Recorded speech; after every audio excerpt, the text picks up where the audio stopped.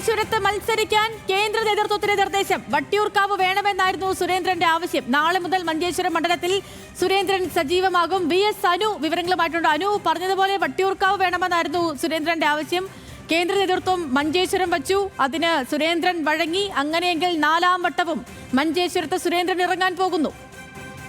തീർച്ചയായും സേതു, മഞ്ചേശ്വരത്ത് ശക്തമായ മത്സരം തന്നെയാണ് സുരേന്ദ്രൻ കാഴ്ചവെക്കുന്നത്. വളരെ തുച്ഛമായ വോട്ടിൽ അദ്ദേഹം പരാജയപ്പെട്ട സാഹചര്യങ്ങളൊക്കെ ഉണ്ട്. കഴിഞ്ഞ ദിവസം ന്യൂസ് മലയാളം തന്നെ പുറത്തുവിട്ട വാർത്തയിൽ ഈ വോട്ട് പരസ്പരം UDF LDF മുന്നണികൾ തമ്മിൽ ധാരണയുണ്ടാക്കുന്നു, അതാണ് തോൽവിക്ക് കാരണം എന്നടക്കമുള്ള വിലയിരുത്തലുണ്ട്. ഏതായാലും മഞ്ചേശ്വരത്ത് തന്നെ മത്സരിക്കാനാണ് കെ സുരേന്ദ്രന്റെ നീക്കം, അല്ലെങ്കിൽ അദ്ദേഹത്തിന്റെ മത്സരിക്കുമെന്ന് തന്നെയാണ് മനസ്സിലാക്കുന്നത്.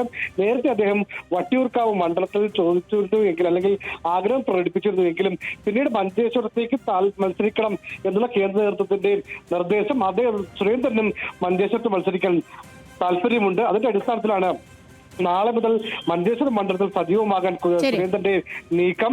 2011, 16, 21 നിയമസഭാ തിരഞ്ഞെടുപ്പിന് ശേഷം ഇതാ 2026-ലും കെ സുരേന്ദ്രൻ മഞ്ചേശ്വരത്ത് നിന്ന് ജനവിധി തേടാൻ പോവുകയാണ്. VS അനു ആണ് വിവരങ്ങൾ നൽകിയത്.